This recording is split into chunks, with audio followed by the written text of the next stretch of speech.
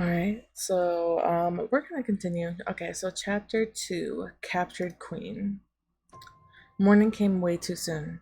I didn't have to be up early, but my brain was trained to wake up at a specific hour. Even without my alarm, my eyes popped open an hour after daylight. I was just lucky I didn't have to actually get up and go to class. I rolled over for the 20th time, mashing my face into the pillow and hope I could just suffocate myself back to sleep, or maybe just into a coma. I wasn't picky. Ugh. I lifted my head and glared at the display panel on my bedside table. I stayed up far too late reading about Earth's fairy mythology. It had been a pretty fascinating read, really. But as I flopped onto my back, throwing an arm across my eyes to block out the daylight, I was definitely doubting the decision to stay up until who knows when. Four o'clock hadn't been the best time for the reading, but it had gotten my mind off the evening's events prior to that, and that had been kind of the point. So it probably hadn't been a good idea when I was gonna wake up around 7. I finally gave up and rolled out of bed with another groan. I just have to catch a nap later on. Might as well just throw my entire sleep schedule out while I'm at it. I yawned as I stumbled to the kitchen for a glass of water, because I still didn't have anything else in the house. Last night had too many distractions. I'd been too freaked out to place an order for groceries, which meant the kitchen was still empty, and a quick check confirmed all the morning slots were already taken. That meant going shopping in person, even though I didn't really want to. I turned on the news and I leaned against the counter and yawned into my glass of water. A woman's face fuzzed into the view hovering over the image from last night. The image was of the broken fountain basin, mostly drained of water. Several officers stood around it, talking to one another, and members of the crowd. The anchor began to discuss a young woman nearly assaulted in front of the stunned onlookers, and heat crept into my face as they showed footage of the man leaping at a blurred out and censored figure, and I knew to be myself. Just the image of myself I wanted to wake up to. At least it edited my body. Even so, I set the glass down and pulled up a visual of any message received while I slept, and sure enough, there were two from the safety department. One was a response to my report, or rather a notification to let me know I sent it, as if I hadn't been present when I, sent it.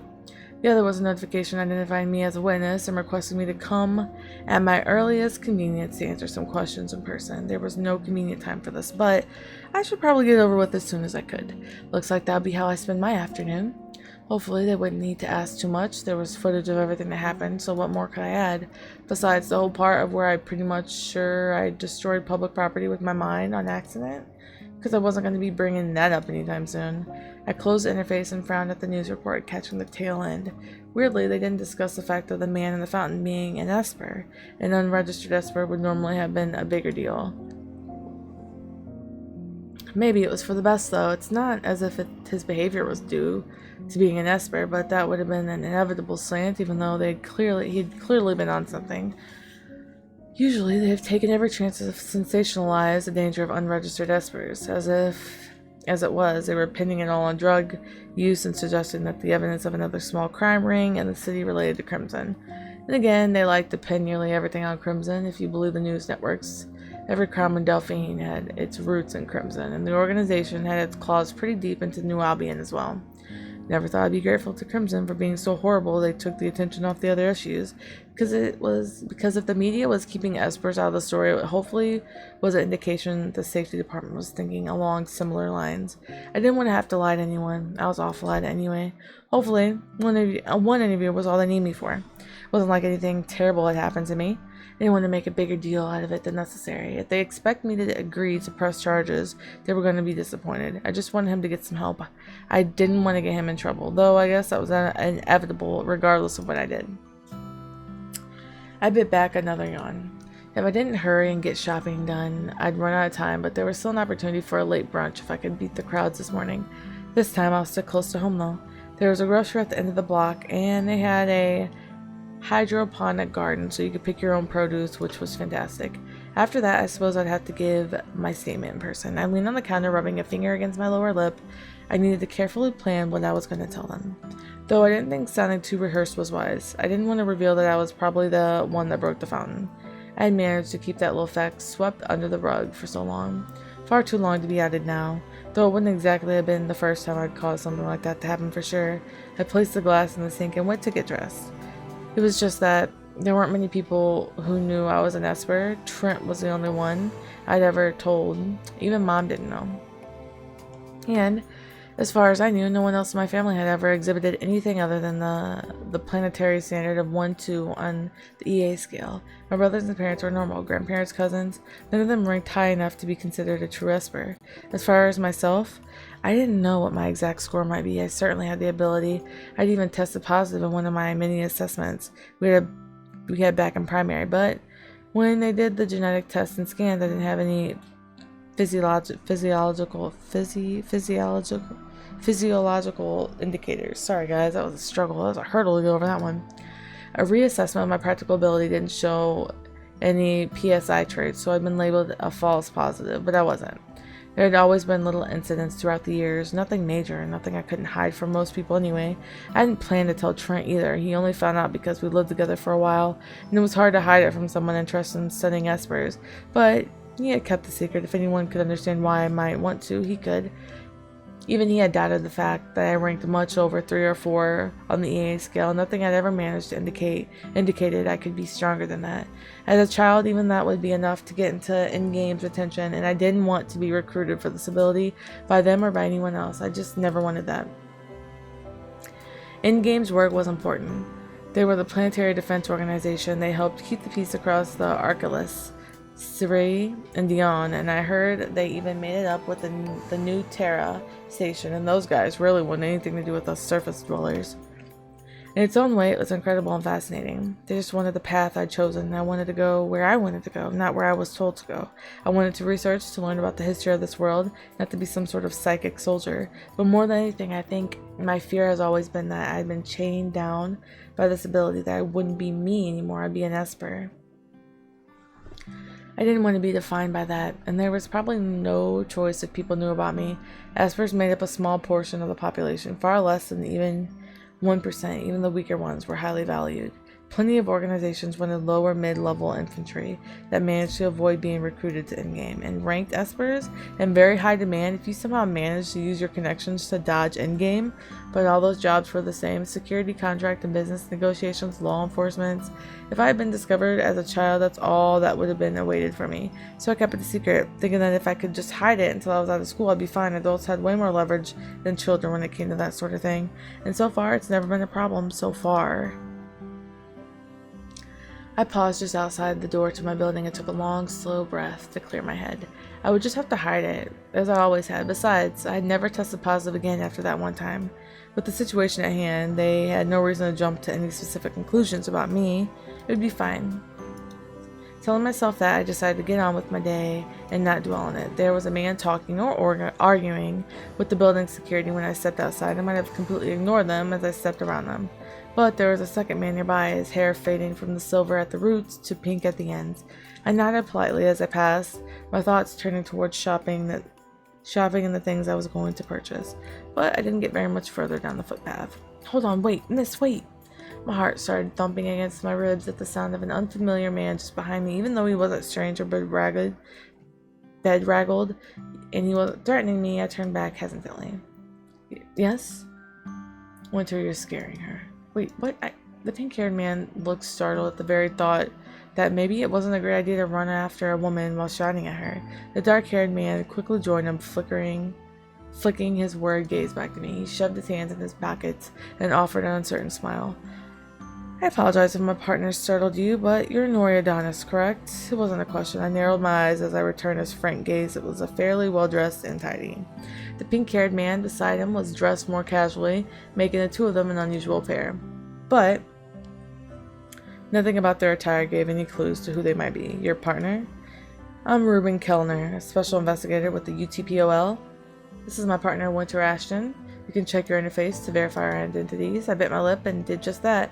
And sure enough, like all public employees, their identification was openly available. That would also explain how they knew who I was. Their positions would have allowed them to access my information as well. Special investigators, huh? I didn't mean to run after you like that, but your doorman wouldn't let us in. Ruben here had been arguing with him for 10 minutes already. When I saw you come out, I just followed you without thinking. Building security is fairly tight, so you're a student living alone as well. I'm sure they're extra cautious when people come looking for you. I don't know about that. There's just a process unexpected visitors have to go through, that's all. This unexpected meeting has me on edge again. Why would they come looking for me if I was supposed to go in for an interview anyway? I must have looked as nervous as I felt because Winter gave me a sheepish grin as he took a step away, tipping his head in the direction of the fountain incident had taken place. Ruben, I think I'll head down to the crime scene and have a look around. If you don't mind, it's not that far from here. You can handle this on your own, right? I'll be fine. We'll catch up later. See ya. It was nice to meet you, Miss Adonis. He started away from us with a slow jog. Ruben watched him until he was gone before he turned back to me. Sorry about that, Miss Adonis. We have a lot of ground to cover today, though the abruptness with which Winter left made it fairly apparent it was more for my benefit than anything. It's alright. But I hope you realize I already received a request to give a statement about the incident last night. I didn't realize someone would be stopping by. This morning they turned the incident over to our department. I'm not sure they'd have informed you before your scheduled interview. I wanted to talk to you personally, so we decided to stop by while we were here in the area, unless you're too busy at the moment. I'm really sorry, but actually I'm busy right now. I'll come by this afternoon as planned. Of course I was busy. Did he think I stepped out today just to talk to him? Ugh. They couldn't even wait for me to come by and had to stalk me at my house. This was ridiculous. I can come by this afternoon as planned if you tell me where, but unfortunately my morning is booked, Mr. Kellner. I didn't quite manage to hide the exasperation, but his expression didn't change. I would imagine he was used to dealing with much worse. Of course, I understand. I'll send the details to you right now. We have a temporary space set up while we're in town, so I'd prefer to meet there. My apologies for bothering you this morning, Miss Adonis. I'm sure you understand we wish to catch this culprit as soon as possible, given that he attacked someone and damaged property and is still at large. I do understand, but I'm not sure my personal perspective on the incident is going to help much. I don't think it'll reveal much more than you can already see on the recordings, but I will be in to give a statement later today. I understand. I'm sure you're a busy woman, so I'll let you go on with your morning. Thank you, Miss Adonis. He held out a hand, and I hesitated for only a brief moment before I shook it. He nodded politely and turned around, leaving me stranded there. I got the address for his office a few seconds later, and, with great reluctance, scheduled myself in for a few hours from now. It wasn't as if I had a problem with giving a statement. I'd been planning on it anyway, obviously, but it would have been nice if he had just allowed to get my mind off things just for a little while, though I guess I should be grateful he hadn't been pushy. At least now I could focus on my errands in peace. After that morning was relatively productive, I've gone to the grocery to get enough food to last a few days so I wouldn't have to leave my flat again for a while. Most of that was set to be delivered later in the afternoon, and I only had a small bag of tangerines and some of their produce with me. And then, since I had something scheduled for later in the afternoon, I decided to stop by for lunch at the nearby cafe that was close enough to home I didn't feel anxious about going there. They also had a lovely open-air seating area that I'd used a lot when studying, so I was able to enjoy the weather while eating as well. As I had my lunch and watched the passerby, I couldn't help but feel a little crowded here. It set me on edge a little, but I was fine sitting at the cafe watching everybody. It's not like I can hide in my apartment because of one bad experience. Besides, the crowd yesterday wasn't even to blame for what happened. Still, they hadn't managed to catch that man yet. It wasn't as if I thought he had stalked me or anything, but I'd feel better if he was in custody. I tried my best to push those thoughts from my mind, but by the time I was finished eating, it was starting to get even more crowded, and I decided to head home. I had enough time to get there, check on my deliveries, and leave again. I paid for my meal and reluctantly joined a crowd of people waiting to cross the street, mentally going over what I'd tell them when I gave them my statement later on. I hope it doesn't take too long. I'd really like to get home and just read or something for a while to get my mind off things. I was jostled to the side as a few more people joined the group at the curb. Being sandwiched between so many people brought back thoughts of yesterday at the fountain and the man who had attacked me. I tensed up in spite of myself. I knew it was irrational, but I couldn't stop the panicky feeling that started at the pit of my stomach and slowly worked itself to my throat. My chest tightened and it suddenly was hard to breathe. I shut my eyes, trying to take deep breaths. It wasn't as if that man would be here again just because there was a crowd. It wasn't at all the same situation. There was no reason to feel so anxious from trying to cross the street. But another person smashed into me from the side, pushing me into someone else. I finally decided I needed to get out of the thick of them. I could cross after everyone else. I backed quietly away from the curb, only to crash into a man directly behind me. When I felt a hand on my shoulder, I whirled around instinctively, heart in my throat. Of course, he looks just like the other one. Of course, the man standing there was just a normal man, and he was looking at me with confusion, maybe a little irritation. Push past him and just get away from the crowd. We'll apologize. Sorry, I'm so sorry. I let out a soft breath, trying to just get a grip on myself. Are you alright? I'm fine. Excuse me. Embarrassed, I rushed past them, wrapping my arms tightly around myself as I fled back to the cafe where I could collect myself a little. I fell into one of those chairs, letting out a shaky breath. That had sort of hit out of nowhere. I'd been fine all morning, too. Stupid, what are you getting yourself worked up for? I could berate myself later. For that time being, I tried to focus on breathing normally. I didn't actually realize the man followed me until I heard the familiar voice speak from a few feet away. Yes, I believe she needs some water. Bring it quickly.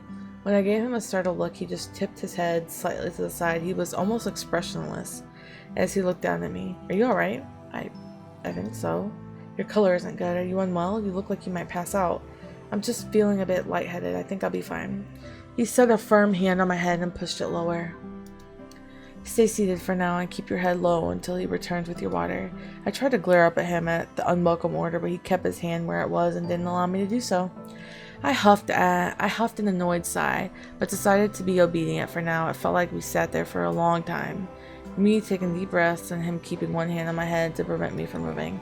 I assumed whoever had gone off to get the water had finally returned though, because I heard him thanking someone outside my field of view, and he finally removed his hand from my head. When I looked up, I saw that he had likely been to take a glass from someone. I took it from him and had a sip, though I wasn't thirsty. The man crouched down, still giving me the same serious look. He reached up and carefully moved my hair off my forehead, letting his cold fingers rest on my temple briefly. Your skin is clammy. Are you really alright? I think I am. I looked away awkwardly, embarrassed by the attention from a man who was not only a stranger to me, but he was also distressingly beautiful.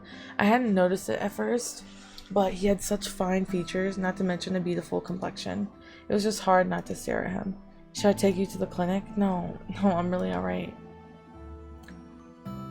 I pushed his hand away and gave him a shaky smile. I just haven't slept and it's warm today. Probably a bad combination. I suppose so. I'm really sorry to trouble you. It was kind of you to follow me and to make sure I was alright. If it was troublesome, I wouldn't have followed. His expression softened slightly as he realized how brusque that had sounded. What I meant to say was it wasn't troublesome. You just looked quite ill and I was concerned. Thank you. I really am alright, mister.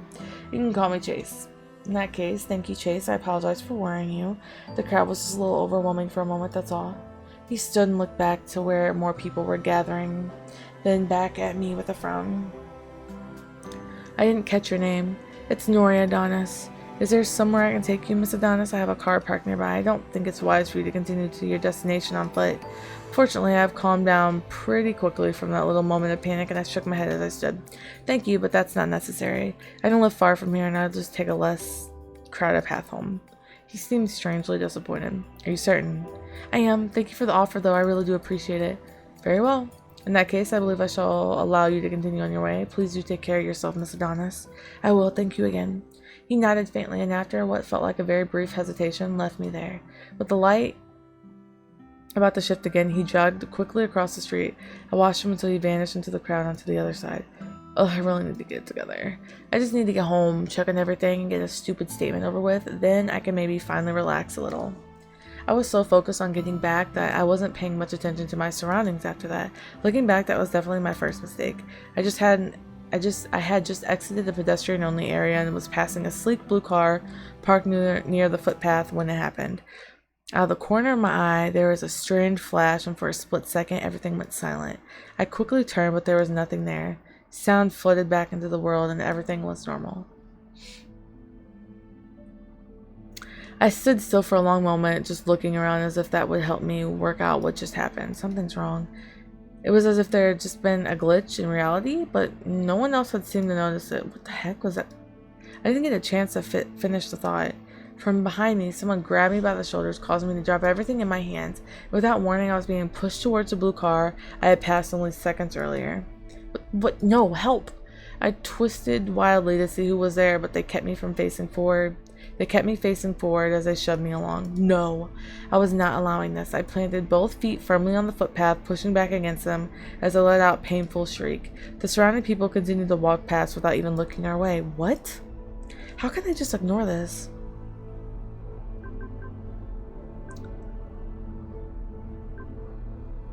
Flee your attacker and find help fighting it. We're gonna flee and we're gonna fight. It didn't matter right now. I just knew one thing. I wasn't getting in that car. I twisted, screamed, and tried to stomp the foot of the guy behind me. We had stopped just in front of the car. My attacker grabbed the back of my head, pushing it downward towards the open door. I freed one hand enough to brace it in against the top edge of the car. At the same time, I jerked my head back as hard as I could. There was a startled grunt behind me and a flash of pain as my head connected with the guy's chin. I didn't have the leverage or space to elbow him in the side, and I clawed at his arm instead, grabbing and twisting to try to get him to let me go. All to no avail. With a low growl, the man caught my hand and pinned it to behind my back. He pushed me flat against the side of the car, pinning me in place. His head dipped down as he hissed in a low voice, "Get in the car. We don't have time for this." "Caleb, there's no need to be so forceful with her." "We don't have time for this, Ari. I'm forcing her because I was told to force her. She didn't come willingly." "Told by who?" "We don't have time to explain right now. Get in the car." Caleb and Ari? I didn't recognize either name, and the fact that they were addressing each other so casually indicated that they had absolutely no concerns about me learning about their identities either. Let go of me. I was desperately trying to catch someone's eye as people passed us by. Why was everyone acting like this was normal? Caleb moved back just enough to have room to place a hand at the back of my head to force me down into the car. My shin smacked against the edge of the car door, and I fell face first into the seat, only to be moved out the way seconds later. I barely heard the muttered apology as he got in behind me and slammed the door shut. "Go." I was pressed back into the seat as Ari slammed his foot on the accelerator. Now alone with the two of them, I let out a shaky breath. "Now tell me what's going on. What do you two want with me?" Neither answered. As expected, we are being tailed. Tailed by who? Why? Caleb shot me an exasperated look but ignored my questions as he leaned over into the front seat. "How many?" I already checked the console next to him, frowning. "At least 3 others are closing in on our location." 3 others of what? Now that I had calmed down, I realized I should call for help. It was amazing how adrenaline could completely erode one's ability to think logically. Keeping one eye on the two of them, I tried to connect with the safety department through the net. Wait, what? I couldn't connect. That was impossible. Ari made a wild turn, sending me headlong into the door. I only just managed to avoid slamming my head into the window. There was a flash of worry across Caleb's face as he pulled me back away from the door. "Time for the contingency plan." Nan said she had an area cleared near here. "Get us there." I am trying to do so. I glanced behind us, realizing that there was another car that just appeared to be following us, just like he said.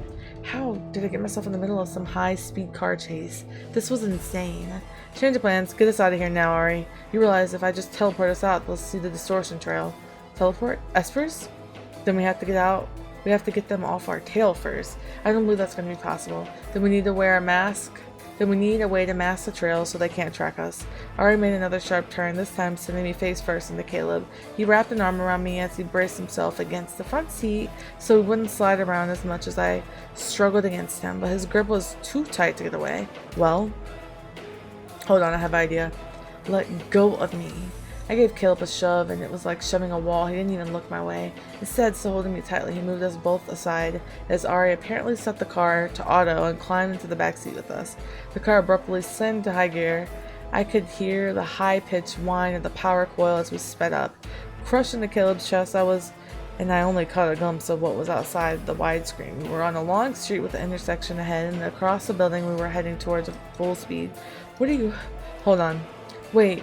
Were they about to drive into that building at full speed? My head filled with the sound of the power coil trying to overload. I clapped both hands to my ears and screamed. There was a flash of light, and then everything stretched and twisted. I couldn't see anything or hear anything. It felt like my body was being ripped apart. My scream thinned into nothing. And then we were tumbling onto the stone floor like we'd been spit out of thin air. I staggered forward, free from Caleb, but running wasn't an option. My entire field of vision was spinning. I pressed the back of my hand to my mouth, trying to swallow down the taste of bile and my stomach to untie itself. That felt like a space fold, a wormhole or something. There was no technology I knew of to create any sort of micro wormhole. Caleb and Ari seemed unfazed by what had just happened, as if they'd done it 1,000 times before. They were speaking, but their words were just like an uncomfortable buzz in my head. I couldn't make out what they were saying. My stomach finally gave out and I gagged onto the floor, clutching my abdomen as it tied itself into painful knots. Everything tilted and I hit the ground, barely managing to catch myself. I was still choking on the taste of acid and whatever was left in my stomach. That finally got the attention. There were footsteps and someone was crouching next to me. His hand passed gently over my back, a surprisingly gentle gesture from a damn kidnapper. It's alright, try to take deep breaths. Instinct told me to scramble away, but my body wasn't exactly in prime scrambling condition. I stayed in place, squinting at the ground and wishing he'd go away. The first jump could be a little disorienting. Ill past him. Disorienting was an understatement. I just ignored him and tried to figure out what to do next. I just needed to get hold of myself. How had all this happened? And more importantly, what did these two men want with me? I was hardly a prime kidnapping target. I leaned over to rest my forehead against the cold ground, trying to take slow, deep breaths. The soft trickle of water echoed to me from somewhere in the building, but it was otherwise quiet. Where were we? How far have we traveled during that jump, as he called it? Rubble littered the floor, chunks of motor, bits of twisted metal, pebbles, dust, and broken glass. There was also a strange smell like wet soil and rot. From what I could see, it looked like a damaged vivarium or a hydroponic center. There were some broken containers scattered around and a few stray piles of dark soil, like the sort my father used to work at. Tendrils of vines sneaked through the wreckage, as well as some tenacious plants that had taken over after the place was damaged. None of which was useful for escaping, but it gave me an idea where we could be. There had been a sector of the Cecilis hit by a terrorist group last year. It had been a shock to everyone to have an attack so deep into New Albion. Repairs have stalled due to some kind of bureaucratic nonsense. Much of it was still damaged, and the entire sector was off limits. Aside from a few security guards and a municipal officers at the entrances, it was also supposed to be empty. I wasn't an expert on espers, but I knew from Trent that most knights could only teleport short distances, line of sight, maybe a few kilometers if they had been on to the location before. The damaged sector was around 12 kilometers from where I lived, so that held up. I tried to catch my breath and quell the nausea. Okay, good. That was good. If that's where we were, then getting back home wouldn't be an impossibility if I could get away. That was the problem part, though. That was a problematic part, though. Good God. I shifted slightly, turned my head just enough to get a look at Ari and Caleb. Ari was still right next to me, but Caleb was 2 or 3 meters away. If Ari was an Esper, surely Caleb was as well. Espers and also criminals. I had no reason to assume that this was tied with what happened yesterday, and yet it seemed like too big of a coincidence for it not to be connected. But even knowing that, it wasn't like it told me what they wanted with me. No one else is around. I'll contact the tower and have the Morai try to get a read on this place. But before that, care to explain why you brought us here? No one else knows who we're with. If they do manage to track us this far, they still won't be able to determine who managed to succeed in acquiring her. I chewed my lip and kept one eye on them as I carefully pushed myself up. My legs were cramping and something hard was jabbing into my knee. Even if I couldn't run yet, I didn't have to stay all huddled up. For now, I doubled over as nausea returned with a righteous vengeance, so moving was a bad plan. I gripped my abdomen hard enough. I was surprised I didn't push my stomach out through my spine. Crimson knows who we are. Oh, Crimson? He's the only one. So you're hoping that if no one knows which faction took her, they'll just fight amongst themselves for a while? That's a long shot. I tried to listen in as I fought off the nausea, but none of it made sense. They were talking about factions and Crimson. All things that had nothing to do with me. I was a student.